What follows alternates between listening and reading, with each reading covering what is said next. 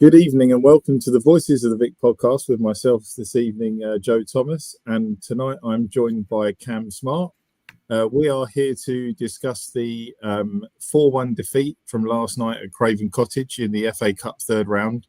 Obviously, myself and Cam, for those of you that follow us on social media, would have seen that we were there last night. First of all, Cam, how are you, mate? Obviously, we had a good laugh last night. Even though we lost, it was, I thought, quite a fun evening.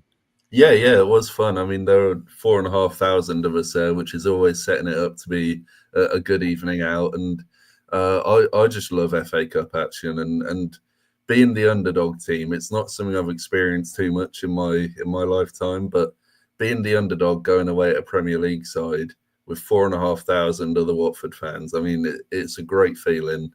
And yeah, the result wasn't there. The performance definitely wasn't there, but it was a really, really enjoyable evening, wasn't it? And Joe, I'd just like to congratulate you because you made the unlikeliest of trains last night, setting off from Putney Bridge at 9:52 and getting there for your 9:59 train. That is just unbelievable, and all I've got to say to that is fair play.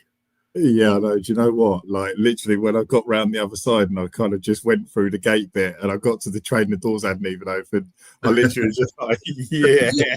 We could see you celebrating across the platform. Yeah, just knowing that I wasn't going to be on that last train that was, well, the next train after that was part rail replacement bus. And it would have got me back like 2 hours later. And actually, funny enough, Rob, who was the other end to us, he was going back to Northampton. He was on the train with us on the Underground.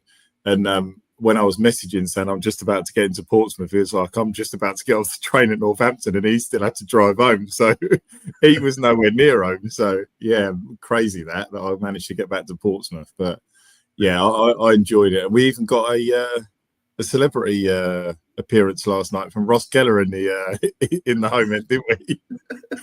that was funny. He was brilliant.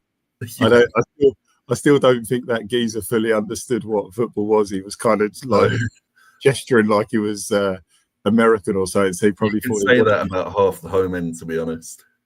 yeah, it was an amusing evening. Just before actually we talk about the before the game. We talk about the game. We just want to mention. So coming up in May, on the 10th of May, myself, Cam, Mike, and a few others are coming together with putting a team together for the WD18 Cup. This is being hosted at Vicarage Road. Cam and Mike. I mean, I will get involved in something further down the line, but if you would just want to mention briefly, Cam, you guys are fundraising, aren't you? You're doing some running to raise some money. I think it's £1,000, is it? Yeah, that's right. So the aim is £1,000. We want to have £500 by the end of February, hopefully, and we're aiming to run 250 miles between us before May. So. The link to donate is down in the comments. It's also all over our socials. So just go and take a look there. We've already knocked out 7 miles, and we're both going to be off to park run in the morning. So there's another 6 miles done. So yeah, once again, we'd really, really appreciate any donations. Yeah, what's the charity again? I can never remember fully the charity that the money is going to be going to. I know it's a mental health charity, isn't it? Yeah, so there's the Mental Health World Cup, and I should know this, but there are 3 other charities. I will have to do my research on that and get back to you because it's completely slipped my mind. No, that's all right. But no, guys, it's for a good cause, and like I say, we're really looking forward to obviously playing at the Vic in May. It's going to be special. So. Yeah, Mike's actually just put in the comments saying the park run is cancelled tomorrow. Going to get out and do 5K. Well, good on you, Mike. That's good going, mate. But yeah, going into the action then, Cam. Obviously, like I say, the result wasn't the greatest. However, there were a number of changes made last night. Obviously, some forced, some because Clevs wanted to give people an opportunity to showcase whether they were worthy of placing the squad for the remainder of the season. Jonathan Bond, one of the guys coming in goal. I mean, he made a few saves, didn't he? That were pretty good, pretty impressive. There was one in the first half that he tipped around the post. There was a good close range save he made towards the beginning of the second half. Didn't really have much to do though, other than that, did he? And he probably could have done a bit better with the last goal. Yeah, no, there was also another moment where he came out to try and deal with a long ball, and he just got the touch all wrong, and it fell straight to a Fulham player who would have had an empty net if it wasn't for a great recovery from Bond, to be fair to him. But I mean, there's been a lot of talk from certain individuals on Twitter, the usual suspects, going, "Oh, why is Tom Cleverley only playing his best mate in goal?" I think we saw a good reason why last night, why Bachmann plays over Bond, because he didn't look comfortable at all, I didn't think. And it's really, if Tom's going to learn anything from that, it's that we need a new goalkeeper, because, I mean, I don't trust us with Bachmann. And then you're looking at Bachmann's backup coming in. He's even worse. And yeah, he's obviously not here to play football, but it just doesn't fill me with hope seeing Bond in net, I'll be honest. No, it's a real tough one, because I do really like Jonathan Bond. Like he's cared about the club, and he in his first stint at Watford before he left, he was quite unlucky in games that he came in. I remember, one game that will always stick out is obviously Almunia got injured, didn't he? And you obviously weren't. I know you weren't really around.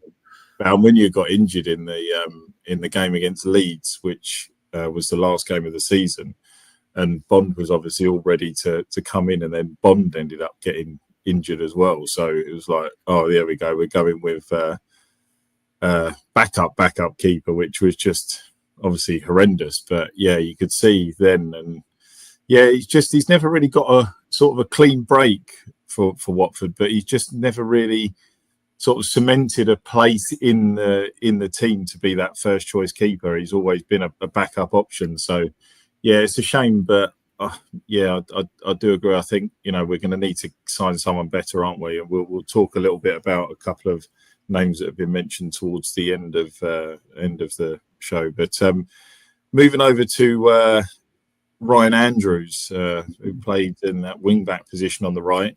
I think that was more because of some illnesses last night. I think that he got a run out last night. First 20 minutes, especially the first 10, I thought he was brilliant. He looked really good, didn't he? And we thought, we commented saying how good he was, but then he just dropped away, and his body language got worse. His positional play was poor. He was sloppy. He was losing the ball. I mean, it was an awful performance overall for him last night, I thought. What do you think, Cam? Yeah, like you said, started really well. Everything seemed to be going down his side. He made a lot of vital interventions, and there was one at the back post where his man would have had a tap in, but Andrews just did enough to put him off. But yeah, from about 20 minutes onwards, he was dreadful, really. He was all over the place, and it looked like he didn't really know what planet he was on, because he was giving the ball away, he was letting his man run past him for fun, he was just losing every duel down there. And yeah, I mean, I didn't envy being in his position against a really good Premier League team, but you've got to say he was among the worst of a bad bunch last night, and I'd expect better from him, to be honest, and I think it's a good sign that Ngakia Ngakia, first of all, deserves a lot more credit for the run that he's on, but I think it's a good example of why he should keep his place as well. Yeah. I mean, seeing that he was starting, I thought it was probably an opportunity to kind of show what he was like against a better opposition, and he just didn't showcase it at all for me last night, which was really disappointing. And another man on the other side, Yasser Larouci, we talk about him quite a lot. As I put in my notes, he's just a really awkward watch at the moment, isn't he? Like when he gets the ball, doesn't ever beat anybody, but he just doesn't really know where he's going with the ball, does he? He just seems to kind of go a little bit and then stop, and then it's just go backwards, sideways. Just there's no positive play from him as such at the moment, is there? Yeah, and once again, I don't envy his position against a team that good, and I don't really feel like he had the support around him where you can thrive as a left wing back. But I've been getting quite frustrated by Larouci lately. I mean, first of all, he's very weak, and you can see that when he has the ball, it looks very, very easy to get it off him. He never looks like he's going to beat his man, and it just points to a real lack of quality on the ball from him. Defensively, all over the place, and he put Tikvic in all kinds of trouble in the second half by just not tracking his man. So, yeah, he's a real weak link there, and he does deliver, the occasional good cross. He's got a few assists this season, and his attacking output can be quite good, but that's only once in a blue moon. And outside of that, I really don't see what he brings to us, to be honest. So, yeah, I'm at the point now. I think we've seen enough to say I don't really want us to sign him permanently, and I'd love it if we could go out there and get another left back this window, because it's one of the clear weak links in this team, I'd say. Yeah, it's an interesting one because obviously, the club have made no secret of the fact that they want to get rid of Ken Sema this window just so they can get some money for him. Obviously, he's not been part of the squad for a few weeks now, and obviously with him going, Yasser Larouci is the only left-sided player we've actually got there. So, if we can sign somebody better, it would just, it would be great just to have someone that's good starting every week there and have Yasser Larouci as cover. And just someone who's actually cut out for English football. I mean, the left backs we've gone through over the years, it's ridiculous. And you can look at all of them and say they don't look like they belong in English football. I want someone in who's, got a bit of experience in the league, and they've got a bit of physicality about them, because that is what we're really, really lacking from Larouci at the moment. Well, there's nothing wrong with Jose Holebas for me. No, and everyone since Holebas has just been terrible. I think Kamara was decent, and he was overhated. There was there was a bit of a mob out for him towards the end of his Watford career, and I never understood why. But outside of him, the left backs we've had, it's a really, really poor selection. Yeah, I agree, and it's definitely a position that we could do with someone good. But moving over to the middle of the park then last night, it was slightly different. Well, I say slightly different. Obviously, Porto and Ogbonna started, but Tikvic got himself a game last night. Yeah, he did. I thought he was very good first half. I thought his positional play was good. He didn't panic. Obviously, got the assist for the goal we'll talk about later. I thought he was great. And then second half, obviously, granted, he wasn't helped by a certain somebody losing the ball, but he didn't have a very good second half. And after that mistake, he was then just sloppy for the rest of the second half, wasn't he? Yeah, there are a few little errors in there, but what we did see from him that I liked, he looks like a very confident player on the ball. You look at that pass into Rocco Vata for the goal, and I mean it's something that not many of our centre backs would attempt, and it's really good to see. Play like that can really get you on the front foot. So for that reason, I feel like he does have some into him. The question for me is, can he improve defensively? I don't feel like we saw an awful lot of Tikvic defensively against Fulham, especially in that first half. But it's an area that we know he struggled with in pre-season and in one or two sub appearances as well. But yeah, it's something I want to know. How good is this guy at defending? How physical is he? How good is he one-on-one? And does he read the danger?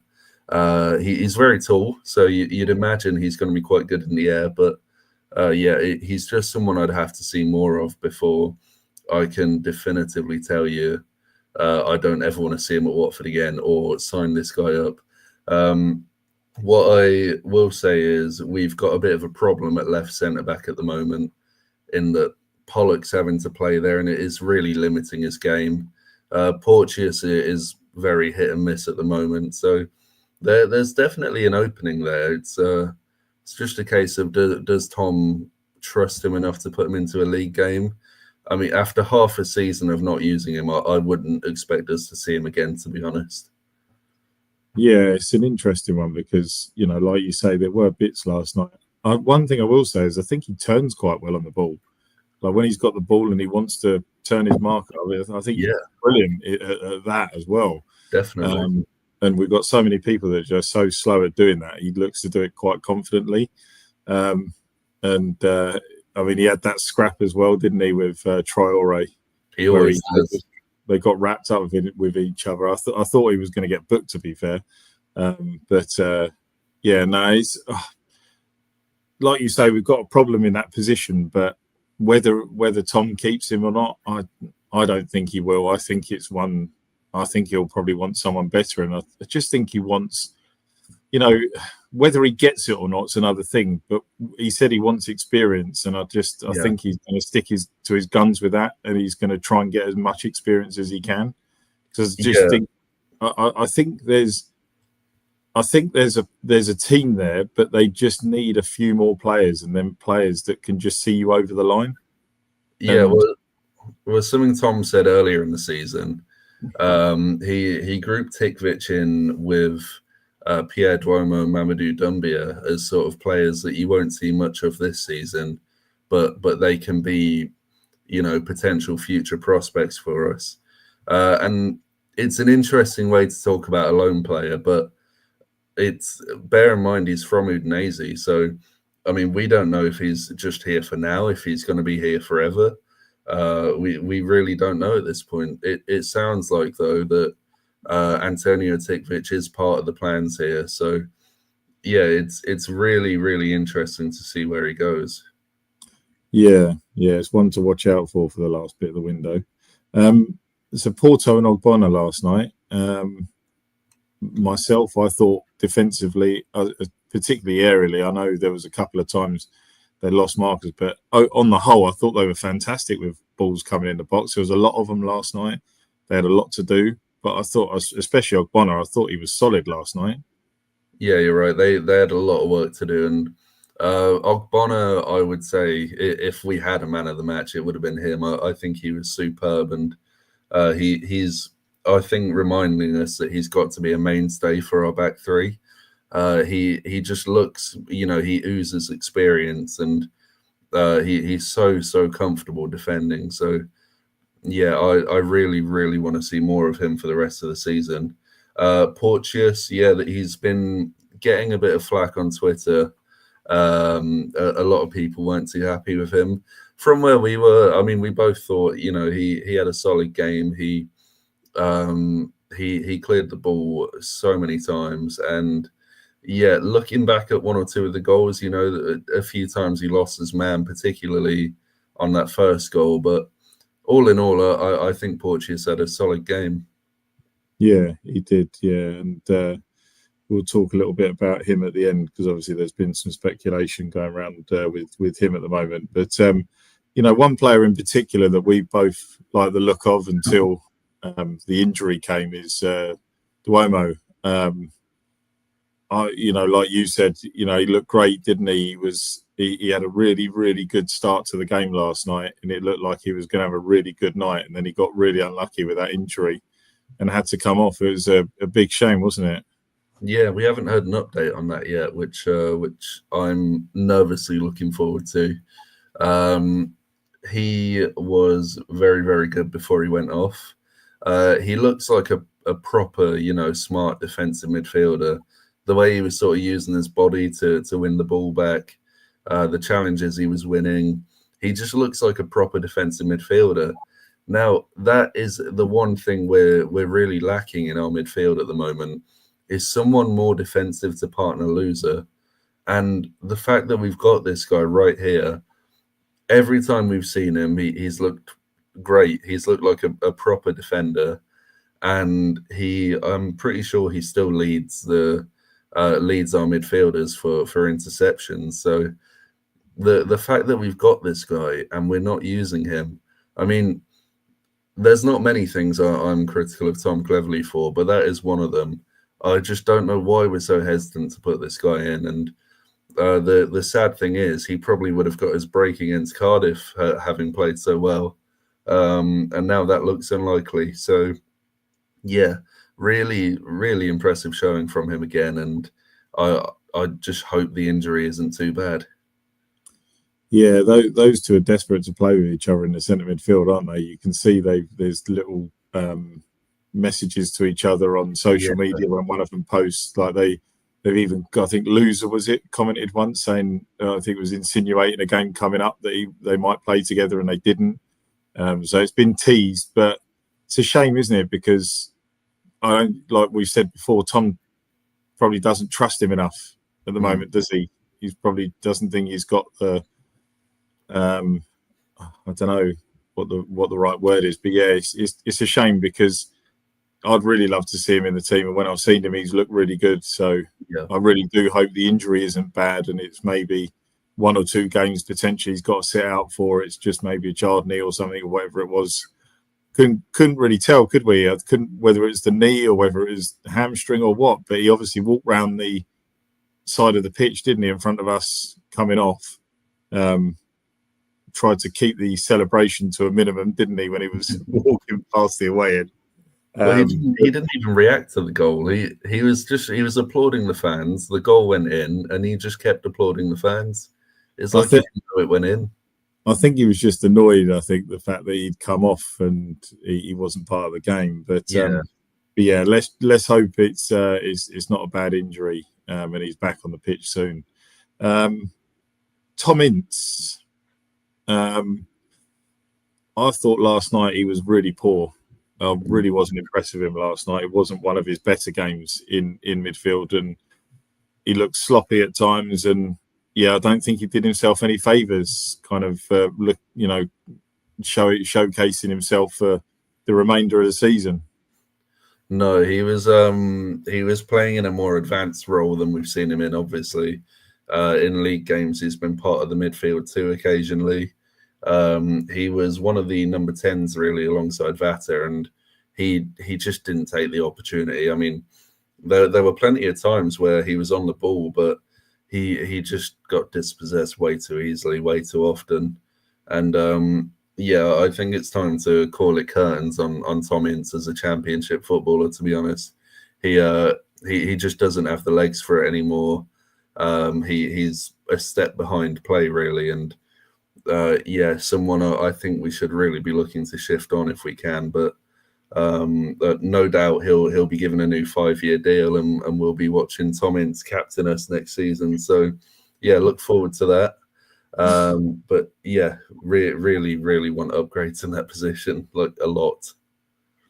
Do you think if we could get someone in that position that Ince might get shipped out before the end of this window?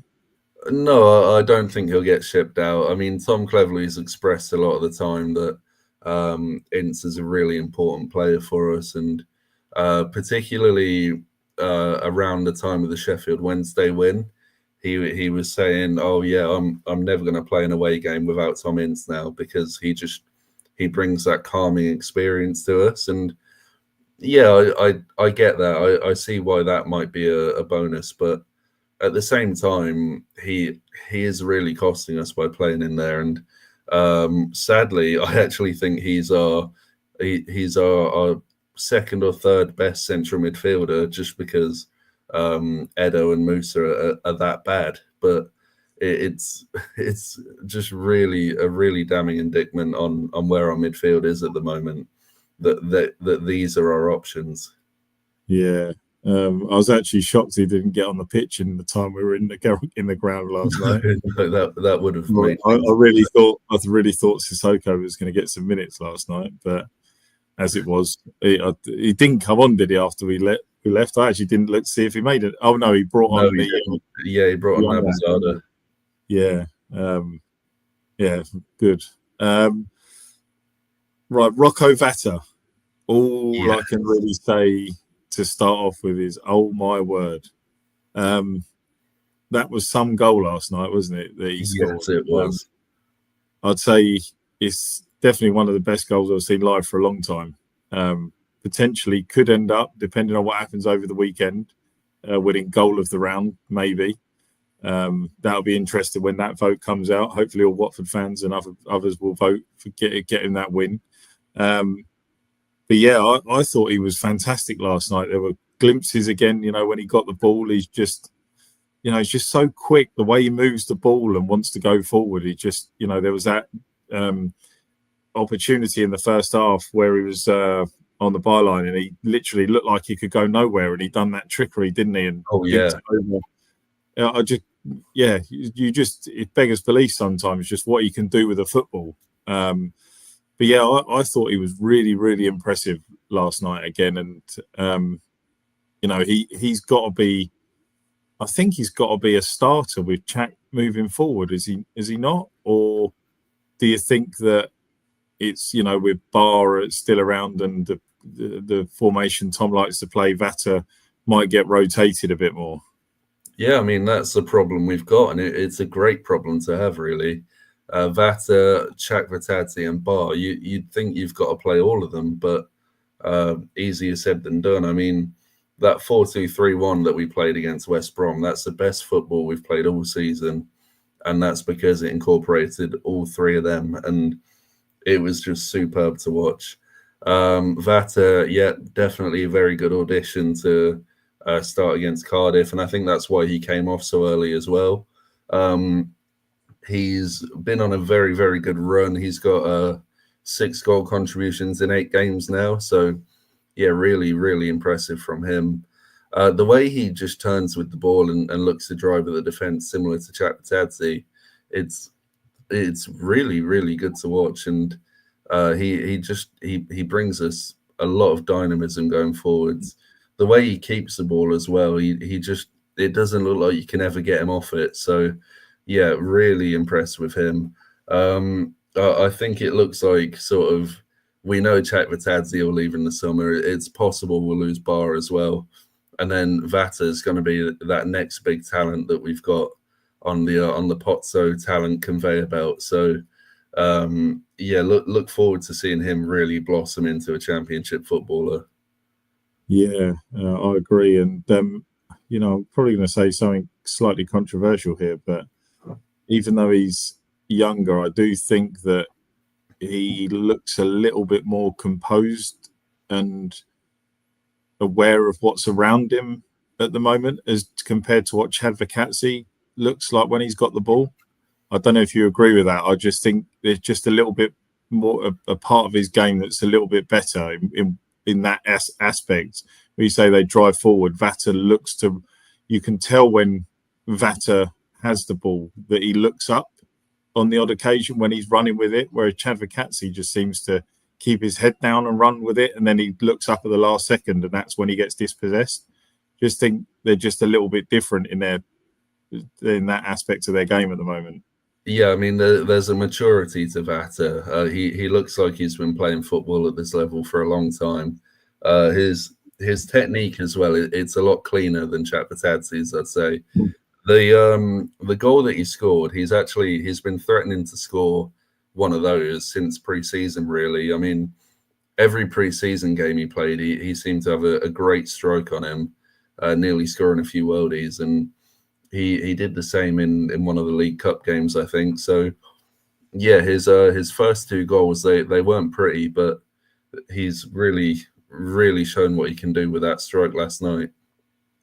Yeah, and to be fair, that's the other thing is Chakvetadze just seems to be a bit more afraid to shoot from those positions, didn't he? Like, you wouldn't have seen him lever the ball from that distance last night. Yeah. I think Vata's just not afraid. I think they're just, they're both fantastic, don't get me wrong, but yeah, I'd definitely have, if someone said here's a question actually, if you could only start one of them in a game at the moment, would you be choosing Vata over Chadvikatsi, or would you be starting Chadvikatsi still? At this moment in time, the form Vata's on, you've got to say he's on a better run than Chakvetadze at the moment. But there is no doubt Georgie Chakvetadze has carried us this season. I don't think we'd be the same team at all without him, and I think for now we've got to enjoy him while we can. So you best believe Klebs is going to get every single minute out of Georgie until we sell him in the summer, or possibly even this month. Right now, Chakvetadze, much the better player, but no doubt, I think Vata can reach the level of any Pozzo player we've had. Really, I think he could be up there with João Pedro one day. Wow, that's a big statement. I don't actually disagree with you, actually, to be honest. You see great things with him, and when you see what we got him for, you just think like, wow, it's amazing. Great bit of business. This way, first season, obviously João Pedro was leading the line for us in the 2021 season, and he looked great. He looked really comfortable up there, but I don't think he looked as good then as Vata looks now. I'll put it that way. Yeah, no, I agree with that as well. Yeah, Kayembe, Edu Kayembe, a great chant, but an awful footballer. Yes. It was again a real struggle for him last night in midfield, wasn't it? I mean, that was such a needless booking to get so early in the game yesterday. Obviously, he was booked for dissent, wasn't he? For having a word with the referee, and I think that's like the second one in 3 games now. I think he's been booked for that, and you just think like, why? Like, surely you've learned from the previous time, but yeah, he didn't look good at all in midfield last night. He was trying to run forward. He was getting tackled easily. He wasn't releasing the ball quick enough. He was so far behind the pace yesterday. It was getting awkward at times watching him, wasn't it? Yeah, he plays every game like it's a training drill, really, and I don't mean that in a good way. He thinks he's got all the time in the world. He thinks he can do whatever he wants on that pitch, and he can't. He doesn't realize it's a competitive game of football, and you need to move on, because honestly, like you said, he's so far behind the play. It's a joke. And someone pointed out on Twitter that this guy's made nearly 100 appearances for us, and that just points to, the level of dross we bring in and don't get rid of under Pozzo. So yeah, I am very much fed. I've been fed up of him more or less since he joined, to be honest. But I'm extra fed up of him now. I think he's a complete waste of our time, and as if he cost us 4 million plus however much we paid to Mogi Bayat to get him in. So yeah, I want him gone this window. I know that's not going to happen, but if not, surely he goes in the summer. And I'll be honest, I don't think a League Two team would take him, because he's just not up for the graft. He's not up for doing the dirty work that you need to do in the Championship. So yeah, I would get rid of him as soon as we can. I heard he was joining Solihull Mills, mate. I don't think he'd start. He genuinely wouldn't get in. Oh dear, no. I think Udinese would probably be the move for him if he was to leave Watford. I couldn't see him really going anywhere else. Anywhere but here. It's such a tough one, because he's such a nice bloke and he's well liked in the squad and stuff. But I just don't think he's good enough.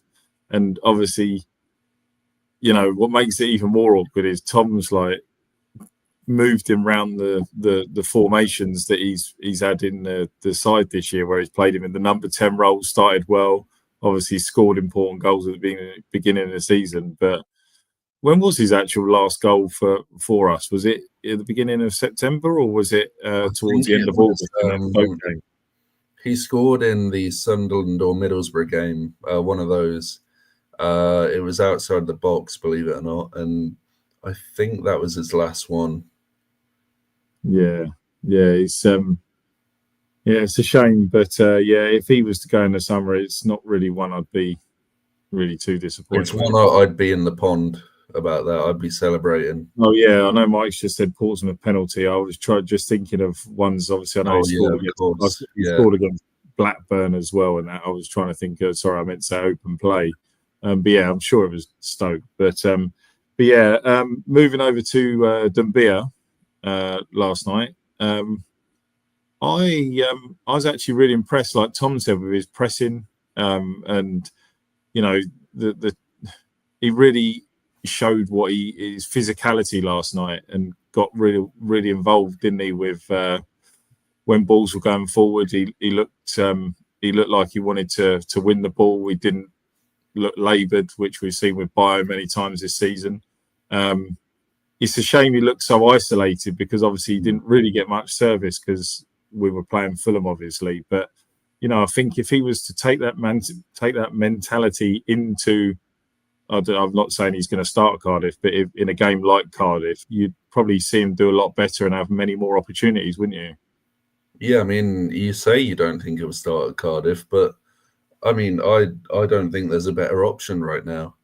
I mean, Tom is clearly having his problems with Bio at the moment. You you get the feeling there's a reluctance to play him, and we even went strikerless in our last game to avoid playing Bio, and he didn't even get a minute against Fulham either. So I wouldn't put it beyond reality that Dumbia might start against Cardiff.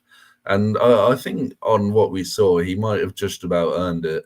He definitely wanted to get stuck in. He did. He covered a lot of ground, and he was he was up for the dirty work against the Fulham defenders. So it's just the little things like that you want to see. There are a few nice touches in there. There was one nice little pass out to Quadro Bar. He sort of with the outside of his foot. Again, Yes. another thing that Bio could definitely not do.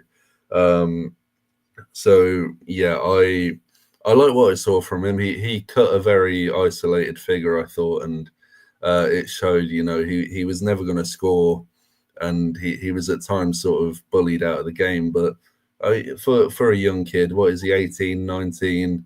But for a young kid, I think that was a good audition, and I'd like to see him given a go in the league against one of the weaker teams, and just see what he can do. Yeah. Yeah, I agree. It'd be really good to see what he can do, and I really hope he gets an opportunity because, as I've always said, and it's proved with previous players that we've had, like you play a younger player, and they're playing to impress, they will impress. Like there's no doubt about that. Obviously we saw Bar and saw how good he was, and I know Tom, didn't really want to play him as much at first, but now we're seeing him. You can see there's a real player there, and I think it'll be the same with Dumbia as well. I think so.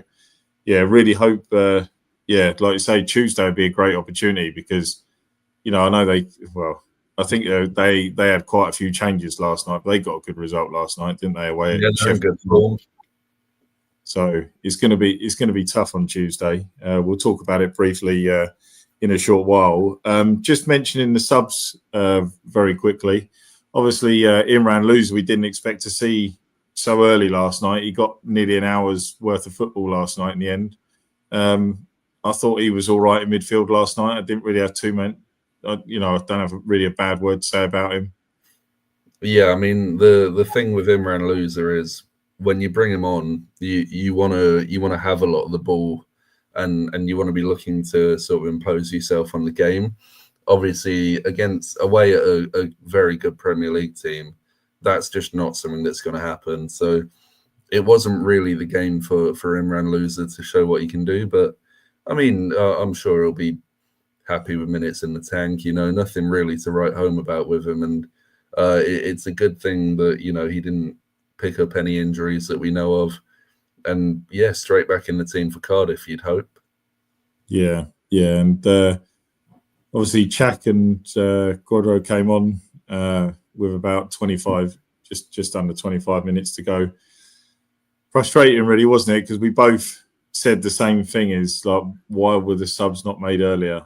I think if he'd have done it when he usually makes a sub on the hour mark, that third goal could have been prevented. And I'm not saying, the result would have been different, but if he'd have done the subs when he usually does and that, things might have been slightly different. But from what we saw, obviously Barr looked quite lively, didn't he, on the right-hand side? They give him a lot of the ball.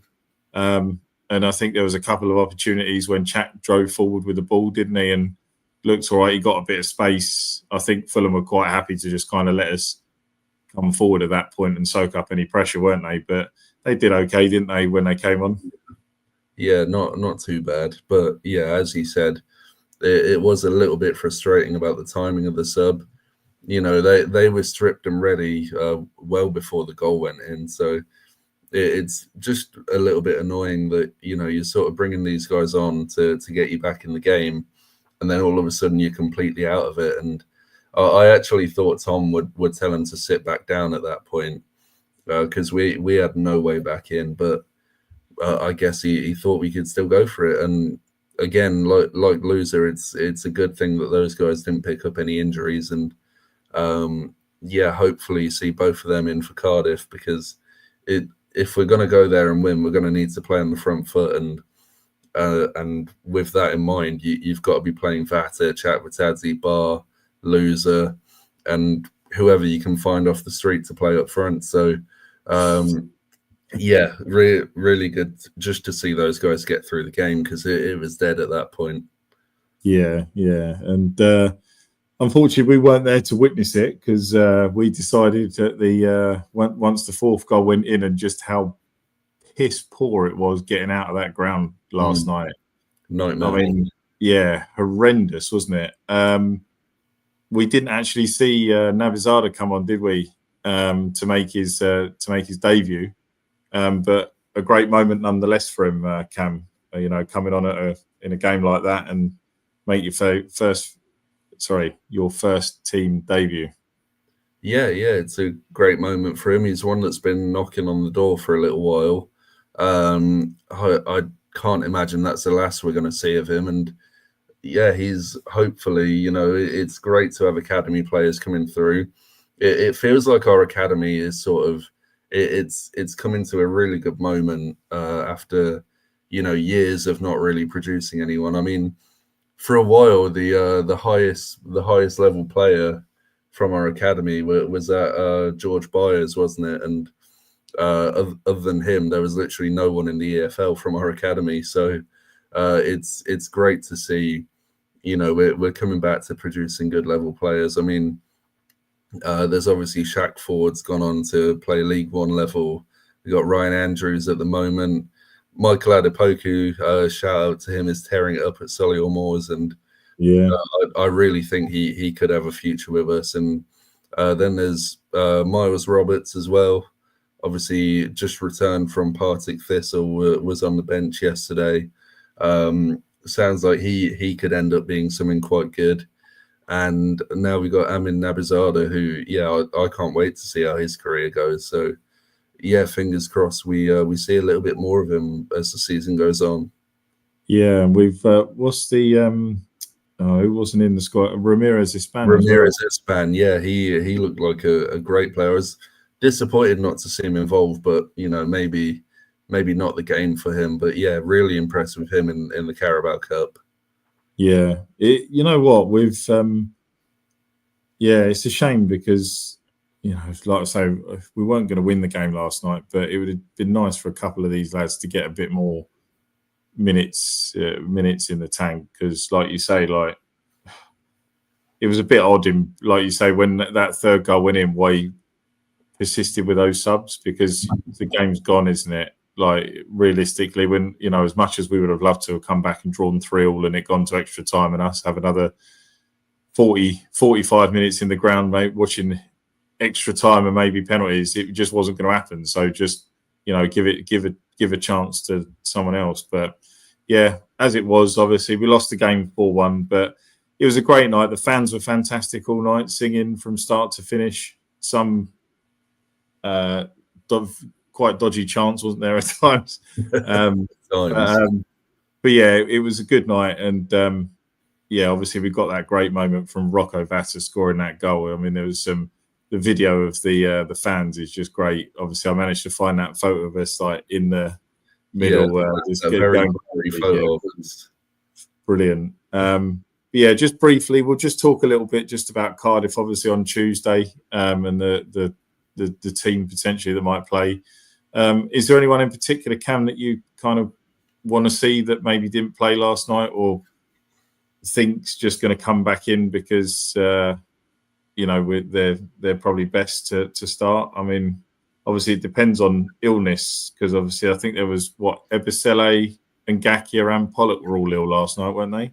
That's right. Yeah, and I'd want to see particularly Pollock and Ngakia come back in. In terms of unlikely picks, I've already said I want to see Dumbia play up front, because I mean he can't be any worse than Bio, surely.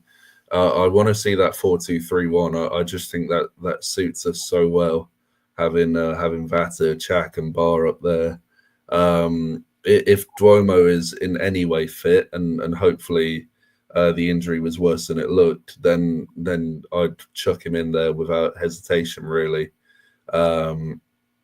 And yeah, the big problem is the centre backs, really. Now, obviously Pollock picks himself, but there's going to be a toss up between, is Sierrata going to play? Is it going to be Ogbonna, Porteous? Is Tikvich going to play? Who knows? Caben's not going to play. Spoiler alert. He's going to be out for the rest of the season at this rate. We're never going to see him. But yeah, I want Ogbonna to keep his place, because I just think he adds an awful lot to that back line. Yeah, it's interesting because actually we've done all this talking, but there is someone that actually we're going to be talking about a lot sooner than we think. Maybe is Tom Delibishiru. Of course, yeah, he's apparently going to be ready to go back into the squad for Tuesday. Yeah, so I mean, could he be the one that partners Imran Louza for the remainder of the season? And that's, well, I mean, could that spell the end for one of these players? Obviously, we're not going to rely, just in case Tom gets another injury or someone gets an injury. But yeah, I mean, he's got to start for me, because I thought he was excellent before he got injured. I don't think he'll be anywhere fit enough to start. But yeah, he won't start next week. But I mean, like moving term, yeah, I see what you mean. He's significantly better than what we've got there right now. What I will say is he's definitely not that defensive presence that we need.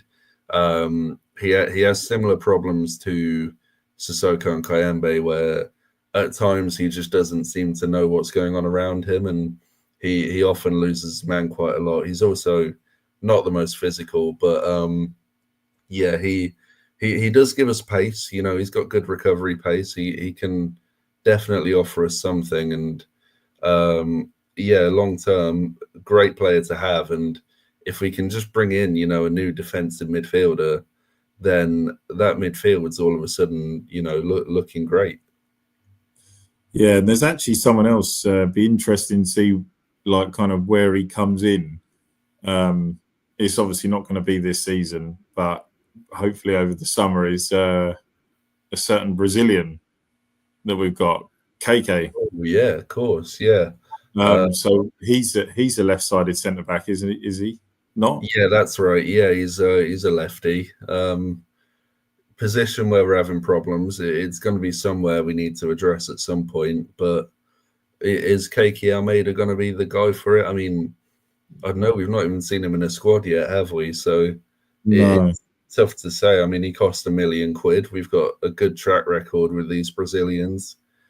So you'd think there's going to be some expectation there, but I just haven't heard enough about him so far to have any idea if he's going to make it here, or if he's just going to be one of those that we ship out on loan season after season after season, and we'll just forget about him. Yeah, you'll know this. I don't. Mike just said, isn't Cabena lefty too? No, Caben's right-footed. There you go, Mike. That answers that one. To be fair, who's the other guy that we've just signed that you mentioned the other day in the chat? Cam? Nixon Ockerson, the striker. Yeah, it's all gone a bit quiet on him. Obviously, he's due to join us this month, but we haven't seen any media of him. I don't believe he's been in any academy squads yet. So, yeah, interesting to see what's going on there. But another player with a lot of potential there. Yeah. And just a brief mention, obviously, there's been a lot of news, isn't there, about Ryan Porteous over the last few days. Tom's come out and said that he's had a chat with him and cleared the air, and he's not unhappy and he's focused on playing for Watford, but there's still a lot of speculation that Rangers and Hull are interested in him. Do you see us keeping him, Cam, or do you think that if an offer comes in good enough, 7-figure upwards, can you see him going? Yeah, I mean, if a good offer comes in, I don't think we'd turn it down. Maybe upwards of 3 or 4 million. I think he'd be gone if that came in. With that said, I don't see anyone offering that. I don't think we'd get a good enough replacement in to make it worth selling him, to be honest. I just do not trust our recruitment team. But yeah, really, really interesting to see where these rumours have come from, because Tom cleverly pointed out he has no idea why people are saying Porteous is unhappy. He doesn't understand why they're reporting a lack of game time when, I mean, he's playing 90 minutes nearly every week. So, yeah, I think you can probably file it under bullshit, but there could well be something to it. Who knows? I do hope we end up keeping him though. Yeah, and as Mike said, it is really random. The link to Hull. I don't get it myself. It seems really, really strange. The Rangers one I kind of get, but yeah, it makes sense. Yeah, it's interesting because with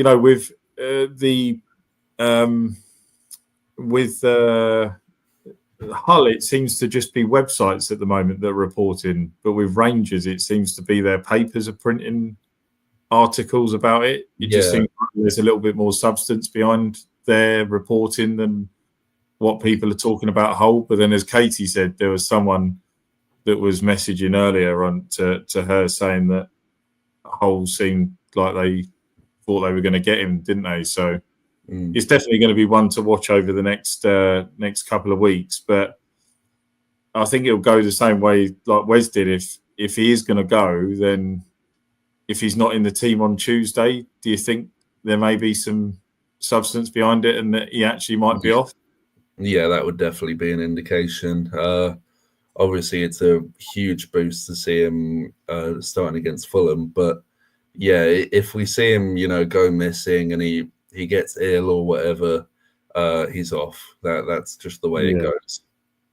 Yeah, and just a brief mention on the keeper situation. Obviously, we mentioned at the start we've been linked with a couple of players. I'll let you mention one of them because I'm going to butcher his name otherwise. Mark Travers being one, and the other being... Yeah, I'm probably going to butcher it too, but I believe it's Jesse Joronen. He's a Finnish international, 31-year-old. He's currently at Venezia in Italy. He used to be at Fulham, and he actually played for Stevenage on loan among a number of other clubs. So, yeah, it's just really nice to see that we are targeting that position. Although, interestingly, obviously Miles Roberts was on the bench last night, and I'm under the impression that if he played last night, then he wouldn't be able to go back out on loan. And you'd think with a player that promising, if he can't go out on loan, then he's got to be here to play, surely. But I mean, who knows what's going on with that situation? Yeah, that again, that'll be another one to watch over the next few weeks. I think I saw that the actual window is not closing until I think it's the 2nd of Feb. Yeah, it's something like that. Yeah, it's not the 31st of Jan. So yeah, that's going to be interesting. So it's just over 3 weeks till it closes. Just before we wrap up, little score prediction for Tuesday, Cam. Yeah, well, we're going to be away from home. And if I'm being honest with my prediction, it's going to be another defeat. So, especially Cardiff, they're just our bogey team lately, aren't they? We cannot beat Cardiff. So, I am going to say a 3-1 win for Cardiff. Yeah, I think it's going to be I think it's going to be another tough night for us, unfortunately. I do. When we went, was it 1-1 last year there? Yeah, 1-1 last year. I think Yeah, the season before, to be fair, we won 2-1. I want to yeah, say really forgettable game of football that, but yeah, I guess it's when they come to the Vic, they beat us. Since that game in 2019, really, they've beaten us every time at the Vic. So yeah, I'm just not confident playing Cardiff. yeah. Do you know what? I don't know why this game sticks out for me, but I remember a game where they had someone on loan from, I think it was Celtic, and I think his name was Adam Matthews. I could be completely wrong, but I'm sure his surname was Matthews. And they had a free kick that was nearly on the halfway line. It was like that sort of range. And I just remember a ball being pumped into the box and it going in the net. And for some reason, I don't know why, but that goal has always stuck out for me. And like you say, Cardiff are just a bogey team. And I don't really remember too many games where since I tell a lie, when we played them at Ninian Park, I went a few times. This was back in the days of like Jimmy Floyd Hasselbank. We got some results down there. I remember us winning like 3-0 there one night, maybe 2-1 another. We were good at once upon a time, but then, like I say, I think after Danny Graham left, it just turned a little bit sour against Cardiff. And yeah, we've never. If you look back at the results, it's not a good run. So yeah, for me, I think it'll be a tough night. And like Mike said here, 1-0, don't know which way. I think you're probably going to be right. I think it'll just be a one goal that separates the two teams. Cheers, Mike. Back in the black and white days. Brilliant. But yeah, we are going to leave it there. So thanks ever so much, everybody, for tuning in this evening. We will be back. We're probably not going to do a preview of the Cardiff game just because of the quick turnaround. But we'll be back to review the game and hopefully be talking about 3 points. It'd be nice to get it down there. But yeah, if you have tuned in this evening, please do hit that like button. And obviously, please do subscribe as well if you haven't already. We're really trying to drive the numbers up. I know we're over 600 now, but we'd love to hit that 1K sooner rather than later. But yeah, thanks ever so much for everyone for tuning in. We'll see you all next Wednesday. And come on, you Orns.